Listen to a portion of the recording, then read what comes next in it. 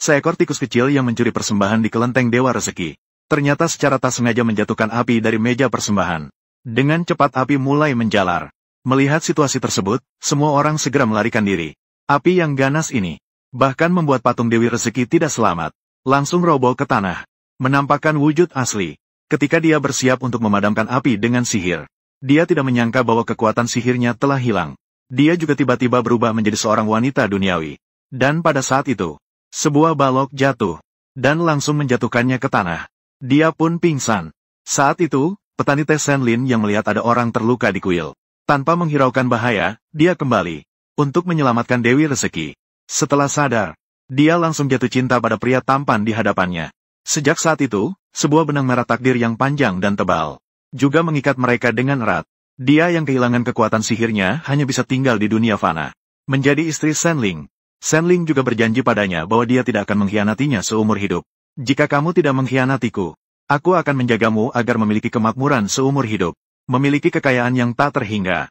Jika kamu mengkhianatiku, maka biarkan kemakmuranmu lenyap. Kemiskinan selama 3 kehidupan. Dalam 10 tahun ke depan, mereka saling mencintai dengan penuh kasih. Dengan bantuan Dewi Rezeki, Senling dari seorang petani teh kecil, melompat menjadi pedagang teh terbesar di seluruh kota. Mereka juga pindah dari rumah jerami ke kota, ke rumah mewah di sana. Uang di rumah sudah begitu banyak hingga tidak terhitung. Wanita itu awalnya berpikir mereka akan selalu saling mencintai. Namun tidak lama kemudian, Senling membawa pulang seorang wanita hamil yang akan melahirkan. Tidak hanya mengumumkan di depan umum bahwa dia akan menikahinya. Juga karena wanita ini selama 10 tahun tidak pernah memiliki keturunan. Harus merendahkan dia menjadi selir. Tanpa disadari, wanita adalah dewi dari langit. Lantas, bagaimana bisa dia melahirkan keturunan manusia biasa? Maka dia langsung mempertanyakan Senling. Dia sudah mengatakan sebelumnya bahwa dia tidak bisa melahirkan. Dan Senling juga berjanji padanya. Bahkan jika tidak memiliki keturunan, dia akan tetap bersamanya. Sekarang, bagaimana bisa dia dengan mudah melanggar janji? Namun pada saat ini, wanita licik di sampingnya tertawa mengejek, sungguh naif dia. Bahkan percaya pada omong kosong di ranjang pria. Sambil berbicara, dia juga menunjukkan kepadanya. Dia mengandung kembar di perutnya. Hanya dia yang bisa meneruskan garis keturunan keluarga Sen. Wanita yang mendengar itu sama sekali tidak percaya. Karena dia pernah melihat peruntukan Senlin. Itu adalah nasib yang tidak memiliki keturunan. Sekarang, bagaimana mungkin ada keturunan? Maka dia segera membuka mata spiritualnya untuk melihat. Ini baru disadari. Ternyata wanita licik itu adalah seekor siluman yang khusus mencuri keberuntungan orang.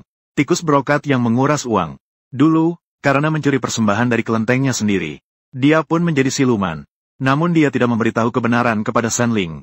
Melainkan bertanya kepadanya, apakah kau masih ingat janji yang kau ucapkan padanya di kelenteng Dewa Rezeki tahun lalu? Namun pria brengsek ini sudah melupakan janjinya yang dulu.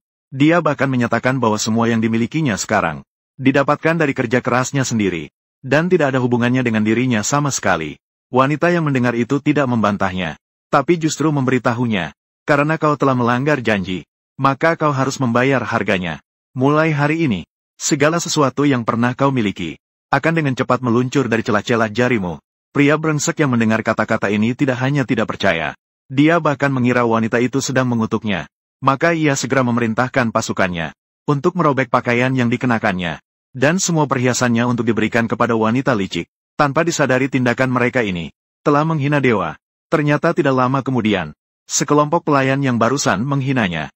Tiba-tiba satu persatu tangan mereka dipenuhi ruam merah. Gatal yang tak tertahankan. Pria brengsek itu mengira wanita itu telah menggunakan sihir. Namun wanita itu justru memberitahunya. Di atas kepala 3 kaki ada dewa. Semuanya adalah akibat dari perbuatan mereka sendiri. Saat mereka semua kebingungan, ternyata siluman tikus hanya sedikit menggunakan sihir. Dan menyembuhkan ruam merah di tangan mereka. Ini membuat semua orang langsung menganggapnya sebagai dewi. Mereka berlutut dan berterima kasih atas pertolongan hidupnya. Tanpa mereka sadari, siluman tikus telah menghisap semua keberuntungan mereka.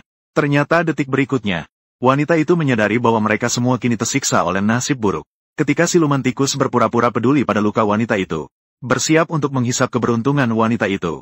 Namun wanita itu langsung menyadarinya. Maka wanita itu segera melepaskan tangannya. Dan siluman tikus memanfaatkan momen berpura-pura jatuh ke tanah. Melihat hal itu, si brengsek langsung saja dia memberikan tamparan keras kepada wanita itu. Dia juga memerintahkan para pelayan untuk membawa hukuman keluarga. Seseorang datang. HARSW. Hukuman pukulan 100 kali. Melihat hal itu, pelayan segera berlutut meminta pengampunan untuk Nyonya. Mengklaim bahwa Nyonya itu lemah. Sama sekali tidak bisa menahan 100 pukulan ini. Dan mendengar hal itu, si brengsek berkata, asalkan dia berlutut dan meminta maaf kepada wanita licik itu, dia bisa membiarkannya pergi. Setelah mendengar itu, wanita itu tersenyum sinis dan memberitahu si brengsek, meskipun dia harus dipukul sampai mati, dia tidak akan berlutut untuk meminta maaf kepadanya. Masih berani keras kepala. Pukuli dia dengan keras. Pada saat itu, si brengsek masih belum tahu. Setiap pukulan yang dia berikan adalah hasil selama 10 tahun. Berkah dan keberuntungan yang wanita itu kumpulkan untuknya. Pada saat itu, angin kencang bertiup, petir dan kilat menyambar. Dan balasan untuk si brengsek juga tiba.